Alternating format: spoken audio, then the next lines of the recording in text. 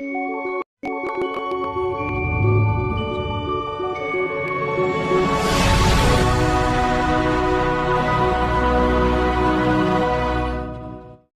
పరిశుద్ధ నామానికి వందనాలు. కూడి వచ్చిన ప్రియబిడ్డలందరిని బట్టి వందనాలు చెల్లిస్తున్నాను. హల్లెలూయా. స్త్రీలందరూ మంచి లైన్లో కూర్చున్నారు. బ్రదర్స్ మాత్రం అక్కడో ఇక్కడో కూర్చున్నారు. కొంచెం అందరు ఒక్క లైన్లో కూర్చుంటే బాగుంటుందేమో. హల్లెలూయా. దేవునికి వందనాలు. ఇప్పుడు ఎంత మంచిగా అనిపిస్తున్నారు అందరు. దేవునికి స్తోత్రం. రోజులు గడుస్తున్న కొలది మనము రోజు రోజుకి మన ప్రయాణాలు అనేది చాలా భయంకరంగా కొనసాగుతున్నాయి. మరి ఎంతమందికి అర్థమవుతుందో అర్థమవుతలేదో తెలియదు, కానీ నోవా కాలంలో జరిగినట్టుగా జరుగుతుందేమో అని అనిపిస్తుంది. నోవా కాలంలో పెళ్ళిళ్ళు చేసుకుంటున్నారు, పెళ్ళిళ్ళకి ఇస్తున్నారు, హ్యాపీగా ఎంజాయ్ చేస్తున్నారు, ఇళ్ళు కట్టుకుంటున్నారు. ఎవరికి తోచిన మార్గంలో వాళ్ళు వెళ్ళిపోతున్నారు, ఎవరికి నచ్చిన దారిలో వాళ్ళు వెళ్ళిపోతున్నారు. ఎలాగైనా ఉండొచ్చు, ఎలాగైనా బతకొచ్చు అనే మార్గంలో ఉన్నప్పుడే సడన్గా జరిగిపోయింది అది. అంతే.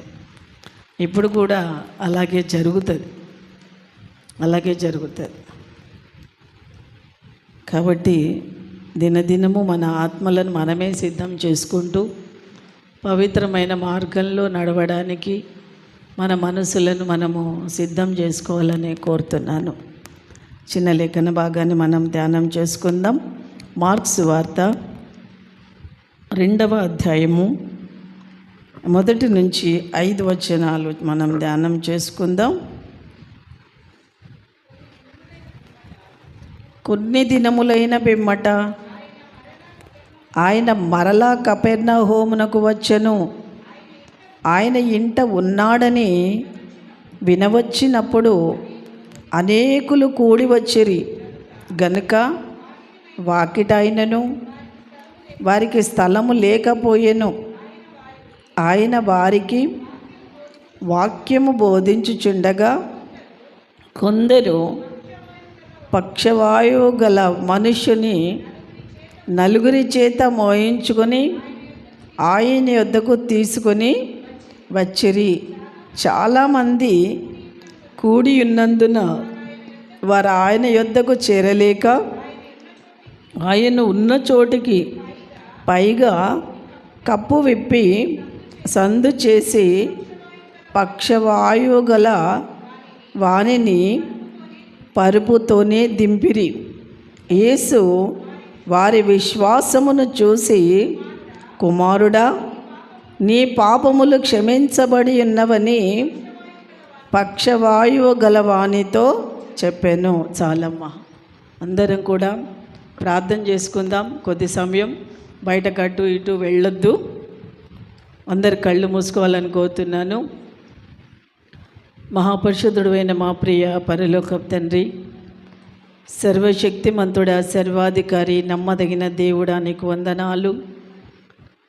నీ కృపలో నా తండ్రి ఇంతవరకు పాటల ద్వారా, ఆరాధన ద్వారా, ప్రత్యేకమైన పాటల ద్వారా మీరు మహిమ పొందిన దేవా, నీకు వందనాలు. మరి ఈ సమయం ప్రాముఖ్యమైన సమయం నాయన, మీరు మాట్లాడే సమయం దేవా. మీరే మా అందరితో మాట్లాడండి. నిలబడ్డ నాలో ఏ జ్ఞానము లేదు తండ్రి. నేను వట్టి దానిగా, నీ పాత్రగా నేను నిలబడి ఉన్నాను. నా నోటిని మీరే వాడుకొని మీ నామానికి మహిమ తెచ్చుకోమని, వినగల చెవులను, గ్రహించగల మనస్సును మా అందరికీ మీరు ప్రసాదించమని నా ప్రేరక్షకుడైన యేసుక్రీస్తు నామమున ప్రార్థించి అడిగి వేడుకుంటున్నాను తండ్రి. ఆమెన్. దేవుని పరిశుద్ధ నామానికి వందనాలు. ఈ వాక్యము అందరికీ తెలిసిన వాక్యమే. చాలామంది అనుకున్నారు కదా, అబ్బా తెలిసిన వాక్యమే ఇది, మళ్ళీ చెప్తుందా ఏమి. చాలామంది మనసులో అలాగే అనుకుంటారు. కానీ దేవుడు పదే పదే మనతో మాట్లాడాలి అనుకుంటున్నప్పుడు ఇందులో ఏమో గొప్ప మర్మాలు దాచి ఉంచి ఉంటాడు. దేవుడి సన్నిధిలో రాత్రి కూర్చొని నేను ప్రార్థన చేసుకుంటున్నాను. తను వాక్యం ఇచ్చేదాకా నేను దేవుని సన్నిధిలో కూర్చుంటాను. ఎంతసేపు అయినా కానీ ఆయన వాక్యం ఇవ్వాలి. బైబిల్లో నుంచి ఒక వాక్యం ఇస్తేనే అప్పుడు నేను చెప్పడానికి సిద్ధమవుతాను. కాబట్టి చాలాసేపు అలాగే కళ్ళు మూసుకొని కూర్చున్నాను. బైబిల్ అంతా కళ్ళలో తిరుగుతూ ఉంది. దేవుడు ఈ వాక్యాన్ని చూపించినప్పుడు నేనే అనుకుంటున్నాను, ఈ వాక్యం అందరికి తెలుసు కదా ప్రభువా అనుకుంటున్నాను. కానీ దేవుడు మనకు ఎందుకు పదే పదే మనకు చూపిస్తున్నాడు అంటే, ఒక మాట 4 సార్లు విన్నప్పుడు అది మనసులో ఉండిపోతుంది. ఒక మాట ఒక్కసారి విన్నప్పుడు మర్చిపోతాం. కాబట్టి 4 సార్లు పదే పదే అదే మాట మనకు చెప్తున్నప్పుడు మన మనసులో ఏమైపోతుందంటే స్థిరంగా ఉండిపోతుంది. దేవుడి ఉద్దేశాలు, దేవుడి మర్మాలు అందరికీ అర్థం కాదు. ఇప్పుడు ఇక్కడ కూర్చున్న వాళ్ళంతా దేవుడి వాక్యం వింటారు అని కూడా మేము అనుకో. ఎందుకంటే బాడీ ప్రజెంట్ ఉంటుంది, మైండ్ ఆబ్సెంట్ ఉంటుంది. వినేవాళ్లే వింటారు, ఆచరించే వాళ్ళే ఆచరిస్తారు, నమ్మిన వాళ్ళే నమ్ముతారు, అంతేది.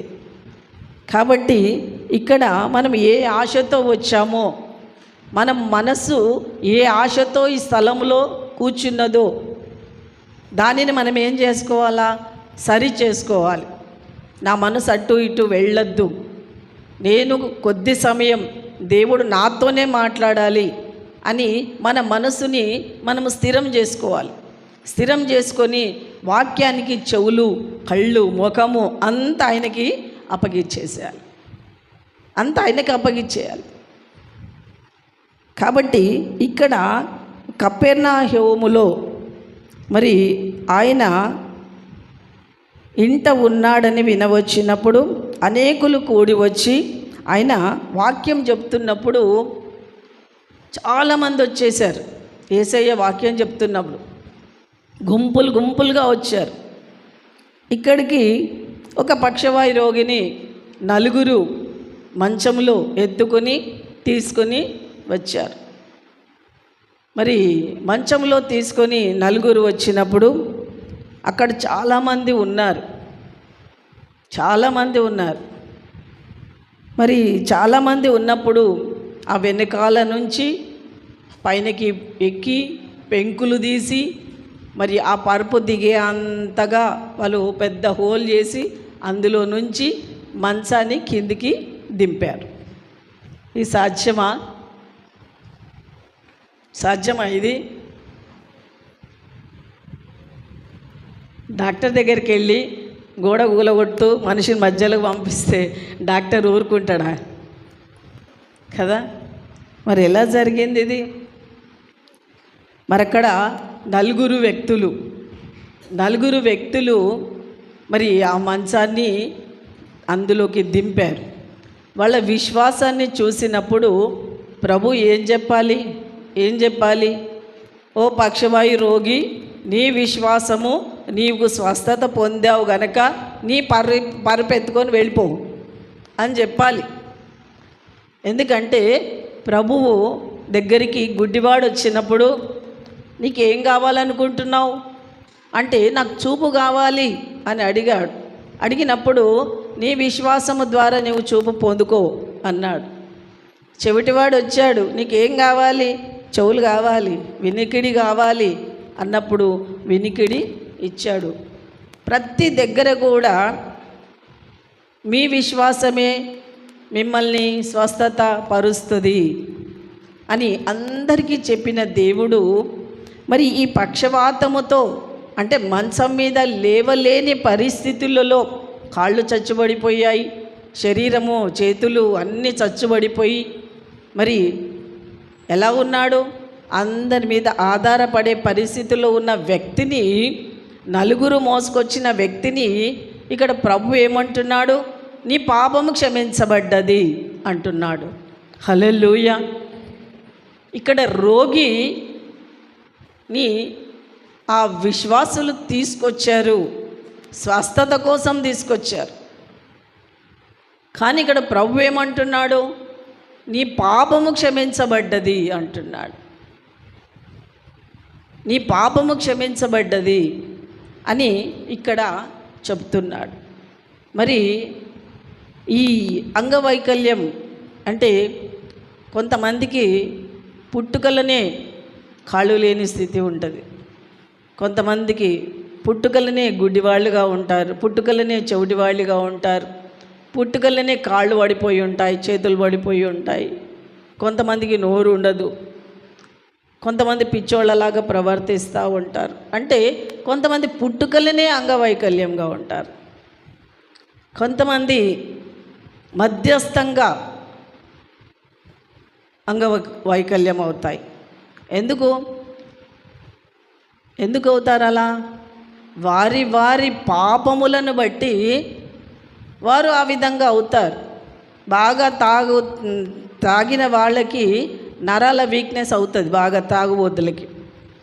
వాళ్ళు తాగకపోతే వడుకుతూ ఉంటారు, ఇట్లా తాగకపోతే వడుకుతూ ఉంటారు, తాగకపోతే వాళ్ళకి మాట కూడా రాదు, తాగుతామంతా పెద్ద పెద్ద మాటలు వచ్చేస్తాయి. ఎందుకంటే వాళ్ళ శరీరం ఏమవుతుంది? బలహీనత, వాళ్ళకు పక్షవాతం లాగా వచ్చేస్తుంది.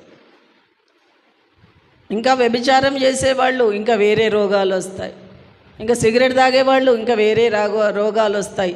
అంటే ఇది మధ్యలో వచ్చే రోగాలు ఇవన్నీ కూడా, ఇవి మధ్యలో వస్తాయి. ఈ మధ్యలో వచ్చిన అంగవైకల్యం ఇది. ఇప్పుడు ఈయన కూడా పుట్టుకలో అన్నీ బాగుండొచ్చు, కాళ్ళు చేతులు అన్నీ మంచిగా ఉండొచ్చు, మరి ఏ పాపము ద్వారా చచ్చుబడిపోయాయో మనకు తెలీదు. కానీ పాపము ద్వారా వచ్చేది జీతము మరణం. మరణం అంటే ఏంది? ఆత్మ మరణం, శరీర మరణం గురించి చెప్పట్లేదు. ఆత్మ చచ్చిపోతుంది, ఆత్మ అనేది చచ్చిపోతుంది. పాపంలో ఉన్నంత వరకు ఆత్మ పని చెయ్యదు. ఎందుకంటే వాళ్ళు పాపం మీదనే ఫోకస్ పెడతారు కాబట్టి మనస్సు అనేది దేవుడి మీదికి వెళ్ళదు. కాబట్టి వాళ్ళ శరీరం చచ్చిపోతుంది, వాళ్ళ మనస్సు చచ్చిపోతుంది, వాళ్ళకు ఒకటే ఆలోచనలో ఉండిపోతారు. చివరికి రోగగ్రస్తులుగా మారిపోతారు. రోగగ్రస్తులు అవుతారు వాళ్ళు. ఖచ్చితంగా ఏదో ఒక రోగం వాళ్ళకి అంటుకొని వాళ్ళని పాపానికి శిక్ష ఖచ్చితంగా పడుతుంది. ప్రతి మానవునికి పడుతుంది ఇది. వాళ్ళకి పడలేదు వాళ్ళు బాగున్నారు, వీళ్ళు పడలేదు వీళ్ళు బాగున్నారు కాదు. కొంతమందికి తొందరగా అవుతుంది, కొంతమందికి లేట్ అవుతుంది, అంతే. కానీ ప్రతి ఒక్కరూ పాపానికి శిక్ష ఖచ్చితంగా అనుభవించవలసిందే. దాన్ని ఎవ్వరూ తప్పించుకోలేరు, దేవుని నుంచి ఎవరు కూడా తప్పించుకోలేరు. కాబట్టి ఇక్కడ ఈ పక్షవాయు రోగి మరి దేవుని సన్నిధికి తీసుకొచ్చినప్పుడు ఇక్కడ దేవుడు ఏమంటున్నాడు, ప్రభు ఏమంటున్నాడు? పాపములు క్షమించబడి ఉన్నవి అంటున్నాడు. అంటే ఈయన ఎలాంటి పరిస్థితిలో వచ్చాడో మనకు తెలీదు. మరి మత్తయి సువార్తలో ఒక మాట, మంచి మాట అంటున్నాడు, చూద్దాం. 5వ అధ్యాయం 29వ వచనం నుంచి చదువుదాం.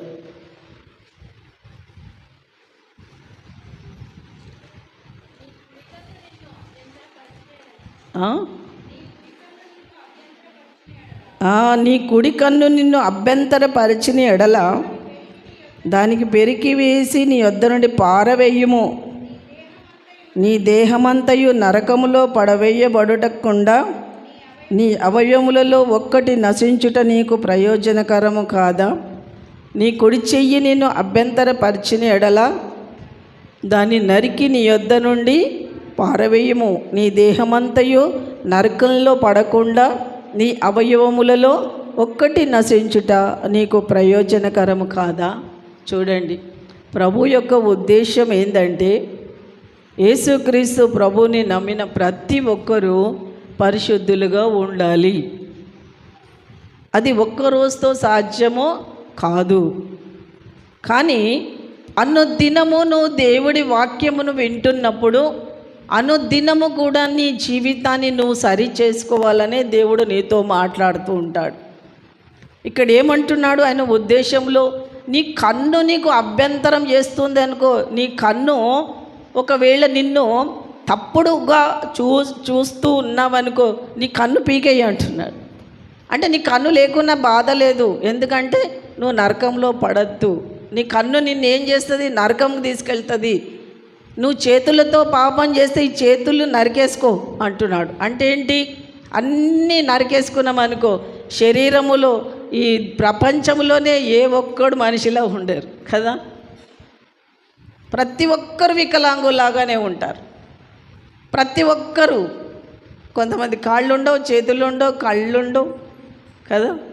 ప్రతి ఒక్కరు వికలాంగులు అవుతారు. కానీ ప్రభువు చెప్పే మాట, ప్రతి ఒక్కరూ నిన్ను అభ్యంతరపరుస్తుందో, దేవునికి ఏది నిన్ను దూరంగా చేస్తుందో దానిని నీ నుండి దూరం చేసుకో. పారిపో, అక్కడ నుండి పారిపో. అక్కడ ఉంటే ఖచ్చితంగా నువ్వు పాపములో పడతావు. కాబట్టి దాని నుంచి నువ్వు దూరంగా ఉండు. ఎందుకు? యేసుక్రీస్తు ప్రభువు పవిత్రుడు, మానవుడు జన్మతః పాపి. మరి ఈ పాపిని కృపచేత తను మనను పిలుచుకున్నాడు. ఎన్నిక లేని వారం మనం, ఏ యోగ్యత లేని వారం, దేవునికి ఇష్టము ఏ రీతిలో కూడా మనము ఇష్టము నాకు అని చెప్పే పరిస్థితిలో మనము లేము.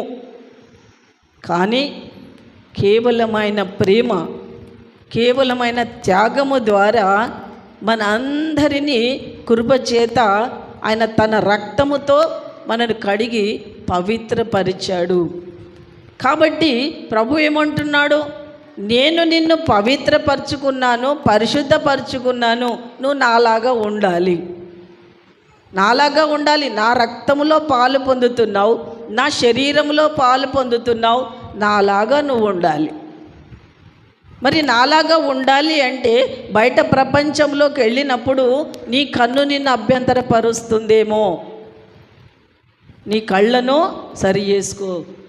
నీ చేతులు నిన్ను అభ్యంతరపరుస్తున్నాయేమో, నీ నడకలు నిన్ను అభ్యంతరపరుస్తున్నాయేమో, ఏది దేవుడి నుండి నిన్ను దూరం చేస్తున్నాయో, నీ మనసు రోజు రోజుకి కఠినంగా పరుచుకోవడానికి నీ పాపమే కారణం.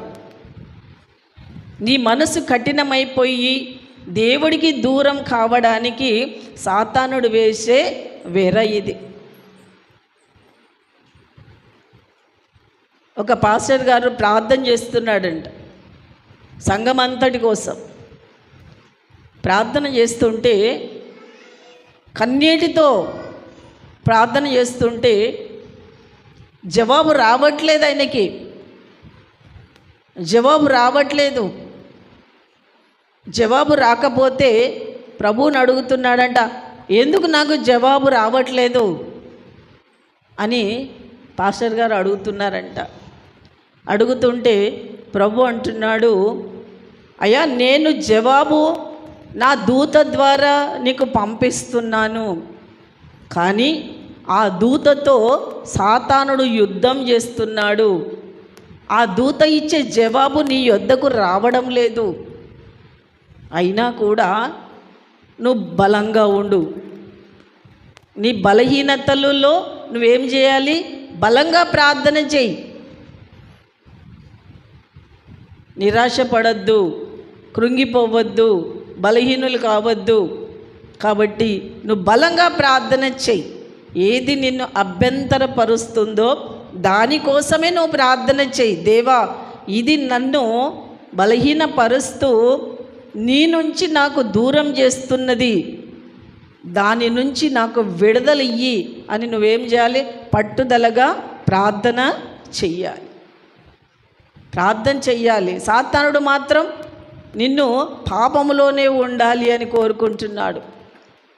నువ్వు పాపంలోనే ఉండాలి, నువ్వు వ్యసనంలోనే ఉండాలి, నువ్వు ఇలాగే గొడవలు పెట్టుకుంటూ ఉండాలి, ఇలాగే తాగుబోతులుగా ఉండాలి, ఇలాగే తిరుగుబోతులుగా ఉండాలి, ఇలాగే దేవునికి దూరంగా ఉండాలి, వాడికి హ్యాపీ. మరి వాడికి మనం అవకాశము ఇయ్యొద్దు. ఎందుకంటే ఇక్కడ దేవుడి దృష్టిలో ఏమంటున్నాడంటే, నీలో అంగవైకల్యం ఒకవేళ ఉంటే దానికోసం నువ్వు ప్రార్థన చెయ్యాలి. మరి ప్రార్థన చెయ్యకపోతే నీలో నుంచి ఏది కూడా వెళ్ళిపోదు. హల్లెలూయా. కాబట్టి ప్రభు ఇక్కడ ఏమంటున్నాడంటే, మరి ఈ పక్షవాయు రోగిని 4 వ్యక్తులు తీసుకొని వచ్చారు.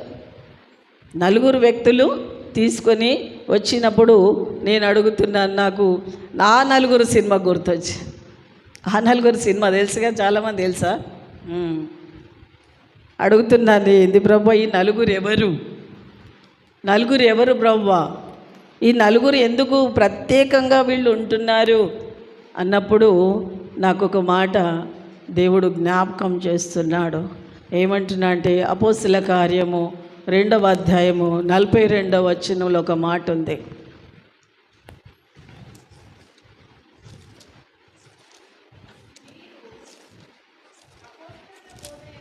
అపోస్తలుల బోధయందును సహవాసమందును రొట్టె విడుచుట యందును ప్రార్థన చేయుట యందును ఎడతెగక ఉండిరి. ఈ 4 ఎవరు? హల్లెలూయా. ఈ 4 ఎవరు అంటే, బోధించేవాడు, సహవాసంలో ఉన్నవాడు, రొట్టె విరిచేవాడు, అధికంగా ప్రార్థన చేసేవాడు. ఈ 4 కలిసి ఒక పాపాత్ముడైన పక్షవాయు రోగిని ఎవరి దగ్గరికి తెచ్చారు? యేసయ్య దగ్గరికి తీసుకొచ్చారు. 4 కలిశారు. ఈ 4 కలిసి ఈ పక్షవాయం రోగముతో ఉన్న వ్యక్తిని, పడిపోయిన వ్యక్తిని దేవుడి దగ్గరికి మోసుకొని తీసుకొచ్చారు. ఎంత త్యాగం చూడండి వాళ్ళది. వాళ్ళ సమయం త్యాగం చేశారు, ఆయనను మోసుకురావడం వాళ్ళ బలము త్యాగం చేశారు. మళ్ళీ దేవుడి సన్నిధికి తీసుకొచ్చినప్పుడు మరి అక్కడ స్థలం లేదు. వాళ్ళు ఏం చేశారు? మళ్ళీ పైకి ఎక్కి ఇంటి కప్పులు విప్పి అందులో నుంచి మంచాన్ని మళ్ళీ తాళ్ళు కట్టి ఆయన ముందుకి దింపారు. పట్టుదల చూడండి. ఒక వ్యక్తి పడిపోతే పట్టుదలతో 4 కలిసి ఆ వ్యక్తిని దేవుడి మార్గంలోకి నడిపించారు. అంటే ఈ వీరిలో కనిపించింది ఏంటి అంటే ఐకమత్యము మహాబలం. ఈ ఐకమత్యమే మనుషులలో లేకుండా సాతానుడు చేస్తున్నాడు. ఇక్కడ మనం కూర్చున్న మనము ఎంతమంది ఒకరికొకరు ప్రైజ్ ది లార్డ్ చెప్పుకుంటాం కదా? ఎంతమంది మేము ఒకరికొకరు ప్రైజ్ ది లార్డ్ చెప్పుకొని హ్యాపీగా వెళ్తాం? చెప్పండి కదా? ఎంతమంది ఒకరికి ఒకరు ప్రార్థన చేసుకుంటాం? ఎంతమందికి ఒకరి కష్టాలు ఒకరికి తెలుసు, ఒకరి బాధలు ఒకరికి తెలుసు. మరి ఇక్కడ ఒకే రక్తంలో పాలు పొందుతున్నాము, ఒకే శరీరంలో పాలు పొందుతున్నాము, మనమంతా ఒకే సంఘ సభ్యులము. కానీ మనలో సహవాస బలం అనేది మనకు లేదు. ప్రతి వారము అనౌన్స్ చేస్తూ ఉంటారు కదా, బ్రదర్స్ కూడిక అంటారు. వాళ్ళు చెప్పేది చెప్తూనే ఉంటారు, నేను చేసేది నేను చేస్తాలే. చూడండి, ఎవరికి చోటిస్తున్నాం మనము? ఎవరికి చోటిస్తున్నాము? నీకు సహవాస బలం లేదు, నువ్వు సహవాసంలో ఉండాలని నీకు ఇష్టం లేదు. నీ సహవాసం ఎవరితో? చెడ్డవాళ్లతో, తాగుబోతులతో. సాయంకాలం కాగానే అందరూ ఎవరెవరు ఏం చేయాలో ఆ పనులకు వెళ్ళిపోతారు కనుక దేవుడి సన్నిధికి రాలేరు వాళ్ళు. చూడండి కదా, ప్రార్థనకు కూర్చోలేరు, బోధించలేరు, ఇతరులకు సాక్ష్యంగా ఉండలేరు. ఇతరికి సాక్ష్యం చెప్పాలి, అయ్యో నాకు దేవుడు చేసిన మేలులు నేను ఇతరులకు సాక్ష్యం చెప్పాలి అనే మనస్సు వాళ్ళకు ఉండదు. ఎలాంటి పరిస్థితి? ప్రార్థనలో పట్టుదల లేదు, సహవాసంలో ఒక గుంపుగా నేను ఐకమత్యంతో ఉండాలి, నేను సహవాసంలో ఉండాలి అని ఎంతమందికి ఉంటుంది? అది ఇంటి దగ్గర ప్రార్థన చేసుకోవడం సరిపోద్దిలే కదా. ఇవన్నీ కూడా మనుషులను దూరం చేస్తుంది. మనుషులు దూరం అయిపోతున్నారు. రోజు రోజుకి ఒకరికొకరు సమాధానం లేక దూరం అయిపోతున్నారు. కానీ ఇక్కడ ఈ నలుగురు వ్యక్తులు కలిసి ఐకమత్యముతో ఒక్క పాపిని దేవుడి సన్నిధికి నడిపించగలిగారు. చూడండి, అక్కడ పరిస్థితులు చూసిన ఆ ప్రభువు ఏమంటున్నాడు? నలుగురు నీకు సహవాసములో వచ్చారు, ఆ నలుగురు నీకు సహవాసములో దొరికారు కనుక నీ పాపములు కూడా క్షమించబడి ఉన్నవి. హల్లెలూయా. ఈరోజు నీ పాపములు క్షమించబడాలి అంటే నీవు ఆ సహవాస గుంపులో నీవు ఉంటేనే నీ ప్రతి పాపము నుండి కూడా నువ్వు విడుదల పొందుతావు. నువ్వు పాపము నుండి విడుదల పొందాలి అని నీకు మనస్సు ఉంటే ఖచ్చితంగా సహవాసంలో ఉండడానికి ఇష్టపడతావు, సంఘంలో ఐకమత్యముతో ఉండడానికి ఇష్టపడతావు. అప్పుడు ఎలాంటి పరిస్థితులు వచ్చినా సరే ఐకమత్యముగా ఉంటారు కనుక సాతానును ఈజీగా జయించగలుగుతారు. కానీ ఇక్కడ వీళ్ళు చేసిన ఈ గొప్ప కార్యానికి ప్రభువు చెప్తున్నాడు నీ పాపములు క్షమించబడి ఉన్నవి అని. ఈరోజు మనము గుండె మీద చేసుకుంటే నా పాపములు క్షమించబడి ఉన్నవి అని మనం ధైర్యంగా చెప్పగలుగుతామా? మన సహవాస దోషం. ఒంటరిగా వాడు ఏం చేస్తాడు? సాతానుడు ఎప్పుడు కూడా మనిషిని ఒంటరి చేయడానికి ఇష్టపడతాడు, ఒంటరిగా ఉండడానికి ఇష్టపడతారు, ఒంటరిగా ఉండాలి అని అనుకుంటారు, ఒంటరిగా ప్రయాణాలు చేయాలనుకుంటారు, అన్నీ ఒంటరిగానే చేయాలనుకుంటారు. నా విషయం ఎవ్వరికి తెలియవద్దు అనుకుంటారు వాళ్ళు. కానీ ఎవ్వరికి తెలియకున్నా దేవుడికి తెలుసు కదా, ఎవరు చూడకున్నా దేవుడు చూస్తున్నాడు కదా. ఆయనకు మనం జవాబు ఇవ్వాలి కదా. మనుషులకు జవాబు ఇవ్వకున్నా సరే కానీ దేవుడికి మనం జవాబు ఇవ్వాలి. దేవుడికి మనం జవాబు ఇవ్వాలి ఖచ్చితంగా. ఆయన నిలబెట్టి నిన్ను అడుగుతాడు. నిన్ను నిలబెట్టి అడిగినప్పుడు నువ్వు జవాబుదారివి నువ్వు ఖచ్చితంగా.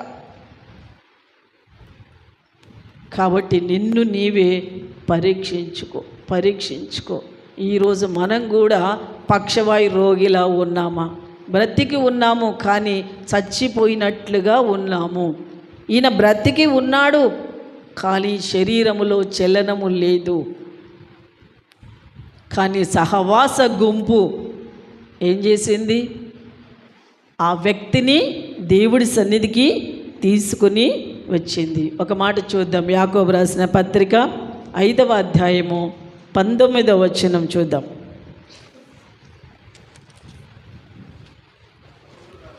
నా సహోదరులారా, మీలో ఎవరైనను సత్యము నుండి తొలగిపోయిన ఎడల మరి ఒకడు సత్యమునకు మళ్ళించిన ఎడల పాపిని తన తప్పు మార్గము నుండి మళ్ళించువాడు మరణం నుండి ఒక ఆత్మను రక్షించి అనేక పాపములను కప్పివేయునని తాను తెలుసుకొనవలెను. చూడండి, యాకోబు భక్తుడు చెప్తున్న మాట ఏంటంటే నా సహోదరులారో, మీలో ఎవడైనా సత్యము నుండి తొలగిపోతే వాడి గురించి మనం మాట్లాడుకోవడం కాదు, వాడి గురించి తప్పుగా మాట్లాడుకోవడం కాదు. నీకు చేతనైతే ప్రార్థన చేసి ఆ తప్పు మార్గంలో ఉన్న వ్యక్తికి మంచి మార్గాన్ని చూపించడానికి ప్రయత్నం చేయను. ఎందుకు? వాడికి తప్పు మార్గంలో వెళ్తున్నానని తనకు తెలీదు,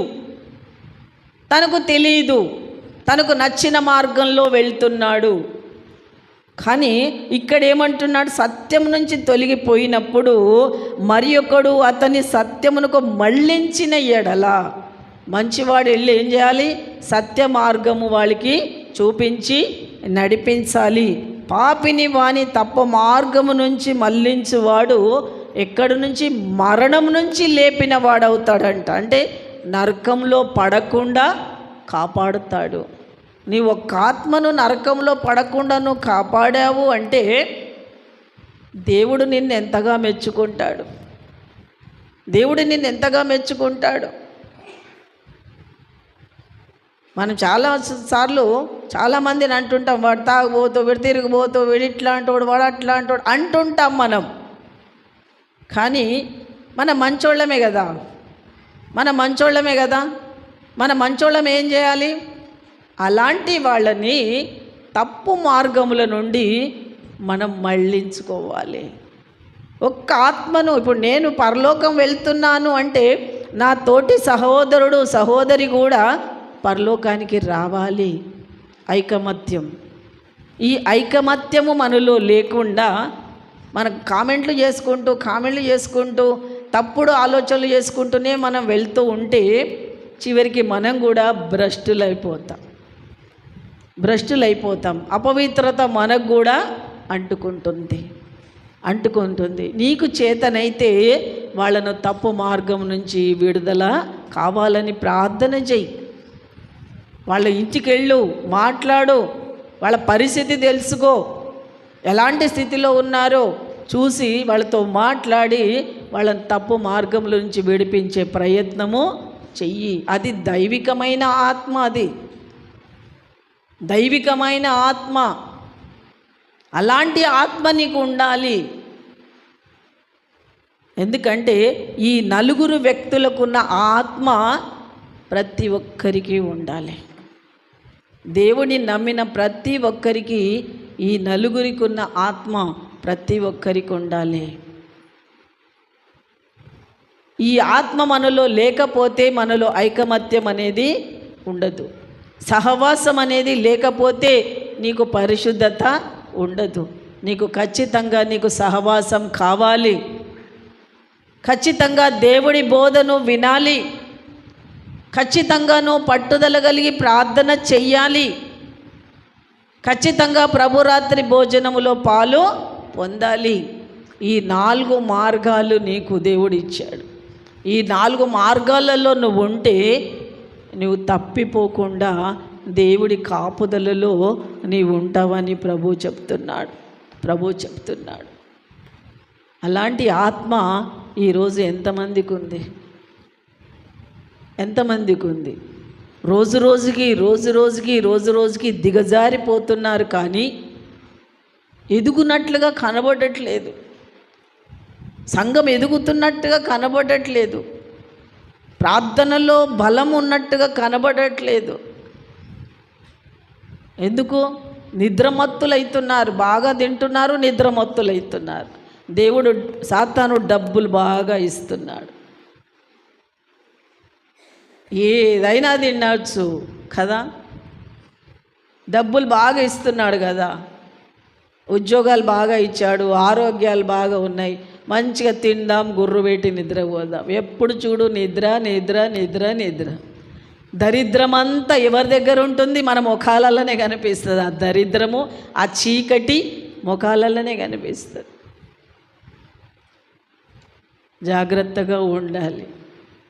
జాగ్రత్తగా ఉండాలి. పొద్దున రాత్రి ఒక మెసేజ్ నాకు వచ్చింది. ఒక పాస్టర్ గారు మెసేజ్ పంపించాడు నాకు. ఏమని పంపించాడంటే, ఒక సైరన్ మోగుతుంది. ఆ సైరన్ మోగినప్పుడు అమ్మగారు బయటకు వెళ్ళకండి అని పంపించాడు. ఏమోలే, ఏం సైరను అది విన్నప్పుడు కదా మనం అనుకొని ఊరుకున్నాను. ఉదయం లేచి జస్వంత్ నా దగ్గరికి వచ్చి, అమ్మా నాకు ఒకటే మాట దేవుడు పదే పదే పదే పదే చెప్తున్నాడు నాకు అంటే, ఏ మాటరా అంటే, హెచ్కేఎల్ గ్రంథములో ఎన్నో అధ్యాయం 33 అధ్యాయము 3 నుంచి 5 వచనాలు దేవుడు నాతో మాట్లాడుతున్నాడు అని చెప్తున్నాడు. నేను మనసులో అనుకుంటున్నాను, వాడిని చెప్పలేదు. నా రాత్రి మెసేజ్కి తర్వాత బైబిల్ తీసుకురాపో చదువు అన్నాను. వాడు చదువుతున్నాడు. ఈరోజు మీరు కూడా చదివి దాన్ని అర్థం చేసుకోండి, గట్టిగా చదవండి ఎవరైనా సరే. బాకానాదము విని 3 బైబిల్ అది తీసుకోరా, మైక్ తీసుకో. ఒక్క నిమిషం అమ్మ, అన్న చదువుతాడు. బాగా వినాలి అందరూ.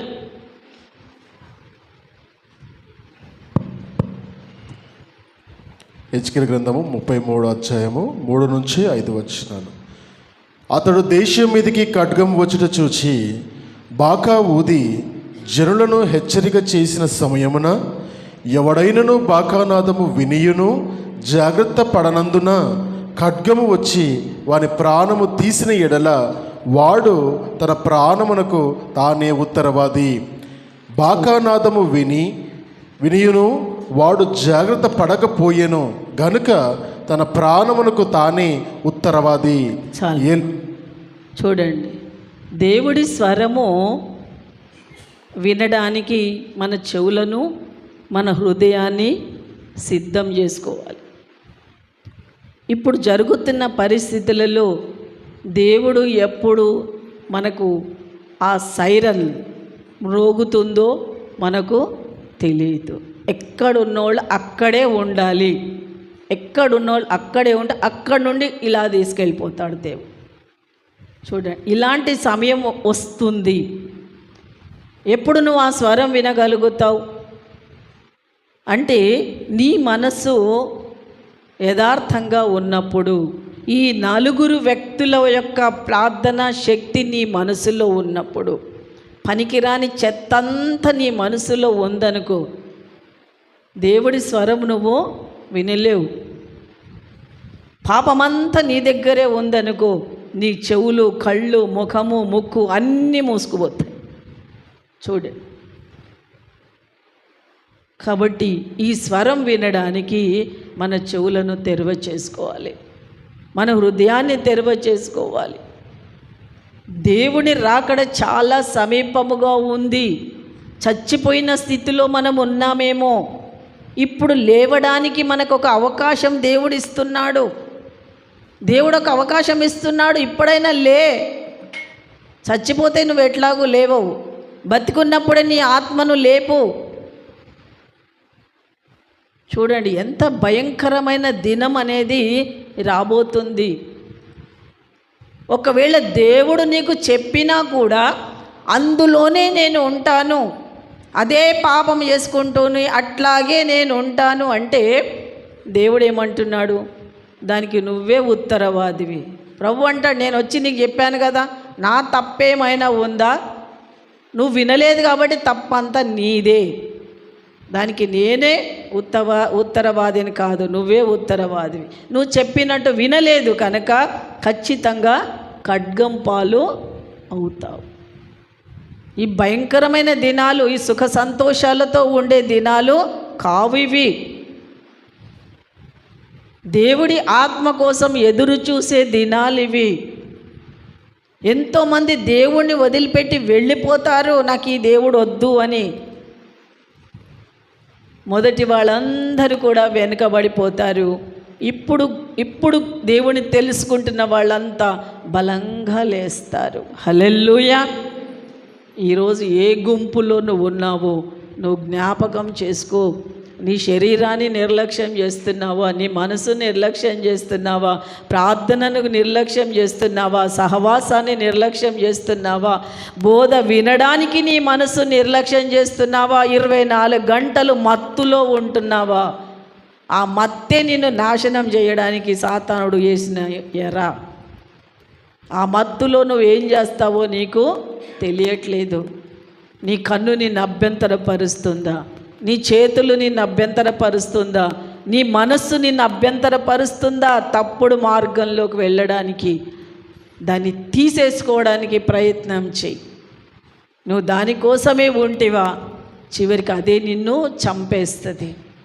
ఏ దానితోనైతే నువ్వు ఉంటావో అదే నీకు ఉరి అవుతుంది. ఈ పక్షవాయు రోగిని కనికరం కలిగిన మనుష్యులు 4 ఐకమత్యముతో లేపారు.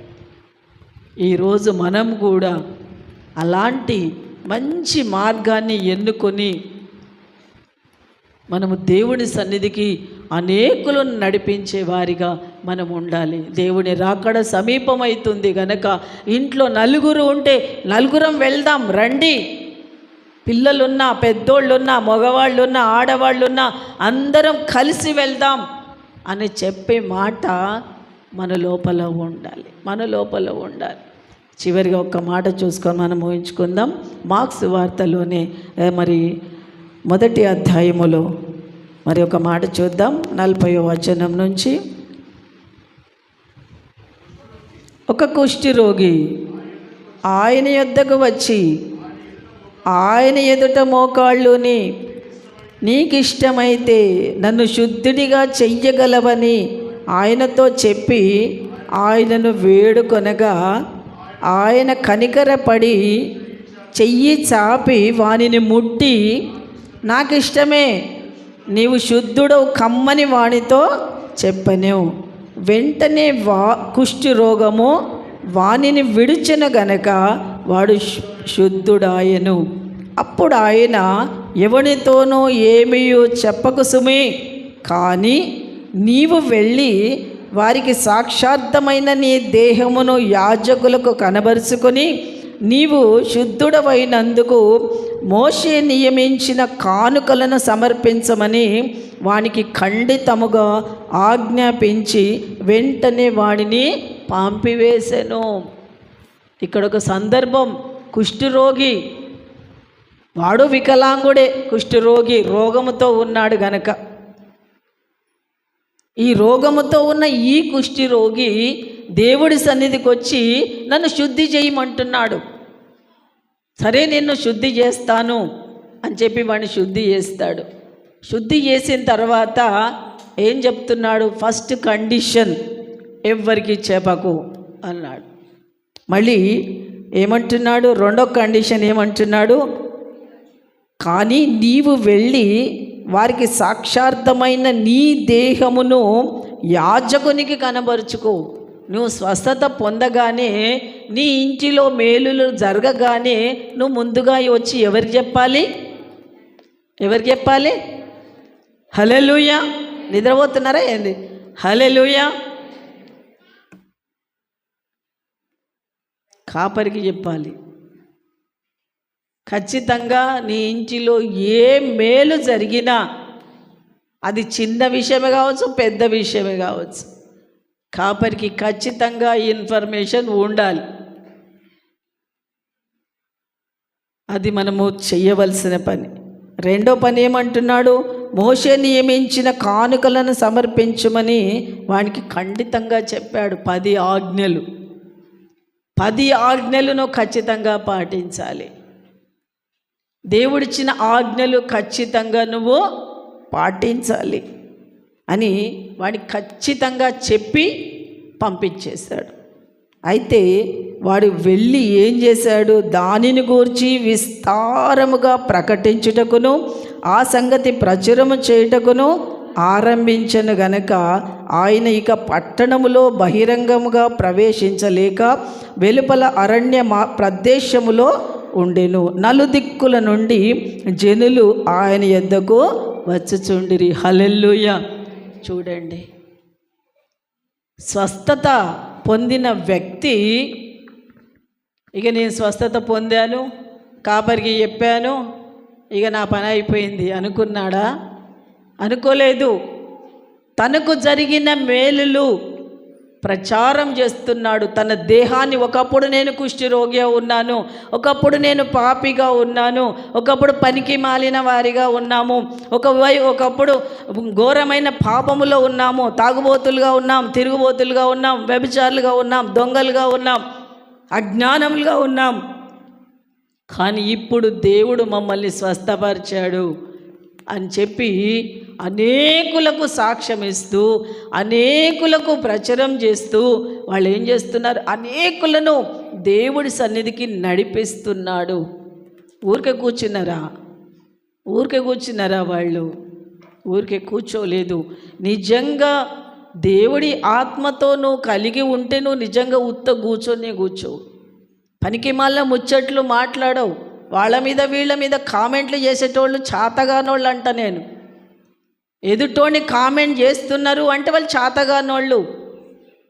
పనికి మాలినవి సాతానుడు మనలోకి తీసుకొచ్చి మనని ఏం చేస్తాడు? దేవుని పని చెయ్యకుండా పాడు చేస్తాడు. ఇక్కడ వాడు ఏం చేశాడు? కుష్ఠరోగి తనకు కలిగిన మేలును అనేకులకు చెబుతూ అనేకులను దేవుడి సన్నిధికి తీసుకొస్తుంటే అక్కడ స్థలమే లేదంట. ఎంతమందికి చెబుతూ తీసుకొస్తున్నాడు? ఊరూరా తిరుగుతూ ఉన్నాడు. ఈరోజు నీ సంఘం గురించి నువ్వు ఎంతమందికి చెప్తావు? ఎంతమందికి నీవు పుట్టిన ఈ సంఘం గురించి ఎంతమందికి చెప్తావు? నువ్వు బాప్టిజం తీసుకున్న సంఘం గురించి ఎంతమందికి చెప్తావు?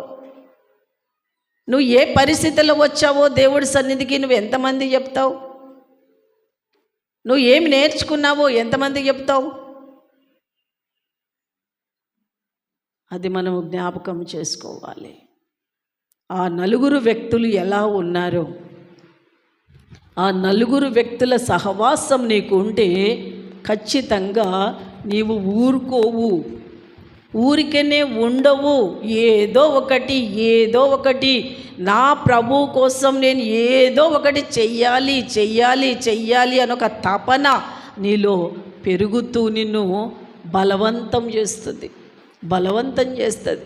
ప్రార్థనకు రండి అని ఒకరు చెప్పాలనా? సావాసంకు రండి అని ఒకరు చెప్పాలనా? సంవత్సరాల తరబడి మనం వస్తున్నప్పుడు ఏ టైంకు ప్రార్థన ఉంటుంది అని మనకు తెలియదా? చూడండి, అంటే ఎంత నిద్రమత్తులుగా ఉన్నాం, ఎంత నిర్లక్ష్యంతో ఉన్నాం. మరి మనం దేవుని చేత ఆశీర్వదింపబడాలి అంటే ఎలా ఆశీర్వదింపబడతాం? నీ కష్టార్జితం వల్ల నువ్వు ఆశీర్వదించబడతాను అనుకుంటున్నావేమో. నీ కష్టార్జితం వల్ల నువ్వు ఎన్నడూ ఆశీర్వదించబడవు. నరుల కష్టం వ్యర్థం అంటాడు దేవుడు. దేవుడిచ్చే ఆశీర్వాదంతోనే నువ్వు ఆశీర్వదించబడతావు. కానీ నువ్వు దివారాత్రములు కష్టపడ్డా నువ్వు ఎక్కడుండాలో అక్కడే ఉంటావు. ఈరోజు మనము పరీక్షించుకుందాం. మనం కూడా పక్షవాయు రోగిలాగా ఉన్నామా? పాపంలో మగ్గిపోతూ చచ్చిన వారిలా మనం ఉంటున్నామా? దేవుడు ఎన్నోసార్లు నిన్ను సహవాసముకు పిలిచినా నువ్వు నిర్లక్ష్యంగా ఉంటున్నావా? ప్రభు రాత్రి బల్లకు పిలిచినా నువ్వు నిర్లక్ష్యంగా ఉంటున్నావా? ఉపవాస ప్రార్థనలకు పిలిచినా నువ్వు నిర్లక్ష్యంగా ఉంటున్నావా? సహవాసములో కూడుకోమంటే సహవాసములో కూడుకోలోకి నీకు నిర్లక్ష్యంగా ఉంటున్నావా? ఆ పక్షవాయు రోజుకి ఆ రోజు నలుగురు దొరికారు. ఈరోజు మనకు పక్కోడు కూడా మన ఇంటికి రాడు. ఎందుకు?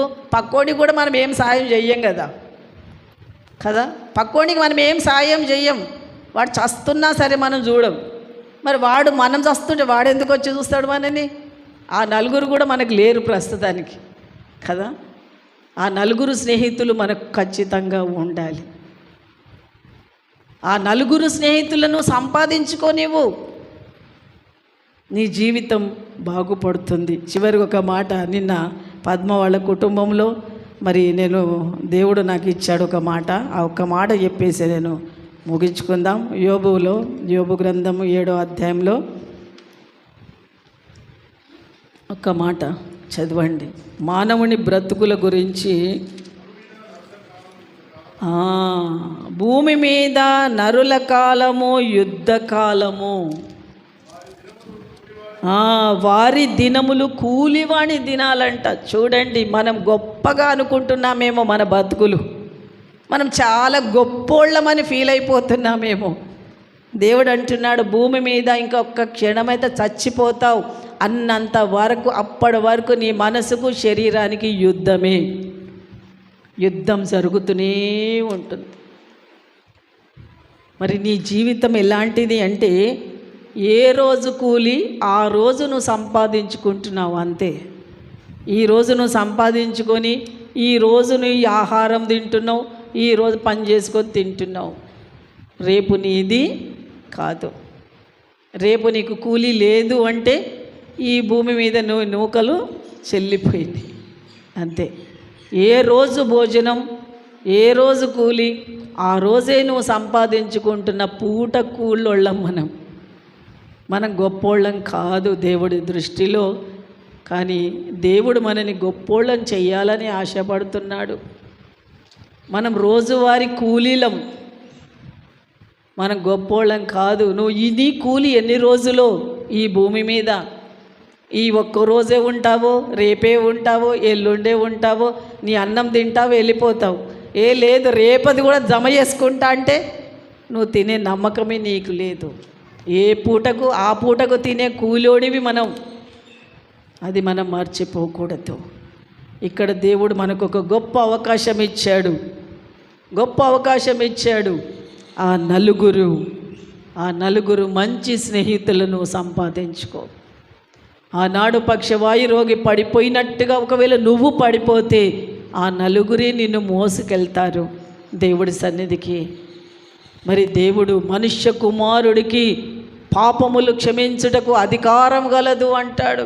ఆ నలుగురికి తెలుసు ఏమని, యేసుక్రీస్తు ప్రభువు పాపములు క్షమించడానికి ఆయనే మనుష్య కుమారుడని ఆ నలుగురికి తెలుసు కనుక ఆయనను తీసుకొని యేసయ్య దగ్గరికి వెళ్ళి అంత కష్టపడి ఆయనను తీసుకెళ్ళి పాపములు క్షమించబడి నీ పరుపెత్తుకొని లేచి నడు అని చెప్పేశాడు అంతే.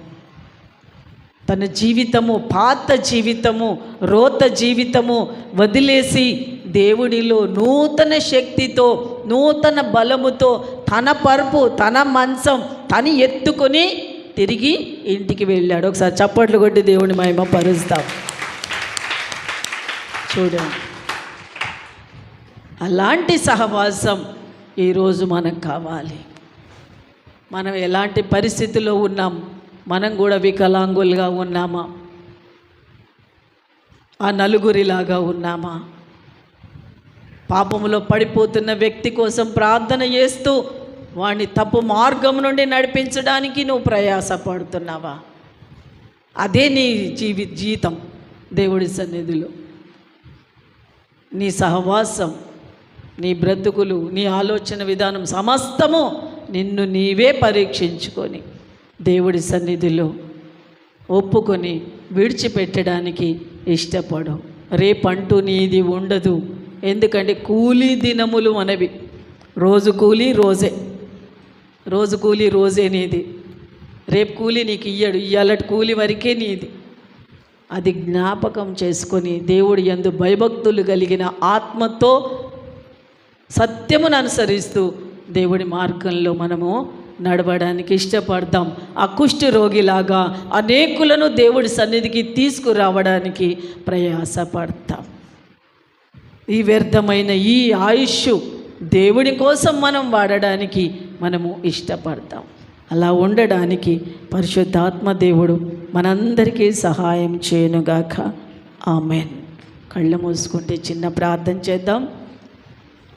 కృపా సత్య సంపూర్ణ పరిశుద్ధాత్మ దేవా, నీవు మాట్లాడావయ్యా.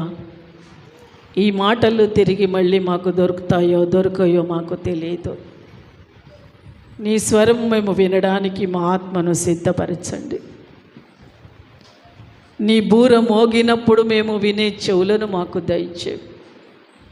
మాలో ఎన్ని అంగవైకల్యాలు ఉన్నాయి, మా చూపు ద్వారా, తలంపుల ద్వారా, చేతుల ద్వారా, కాళ్ళ ద్వారా, హృదయము ద్వారా.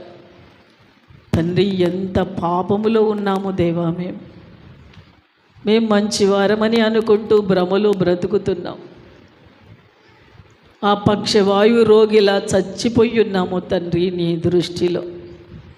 అయినను నీ కృపచేత మమ్మల్ని తిరిగి ఆ నలుగురు వ్యక్తులు ఎలా లేపారో, ఎలా మంచి మార్గంలోకి నడిపించారో, ఒక కొత్త జీవితాన్ని ఆ పక్షవాయు రోగికి ఇచ్చారో, అలాగే మేము కూడా నశించిపోయే అనేక ఆత్మలను నీ సన్నిధికి నడిపించే బాధ్యత మీరు మా మీద ఉంచారు తండ్రి.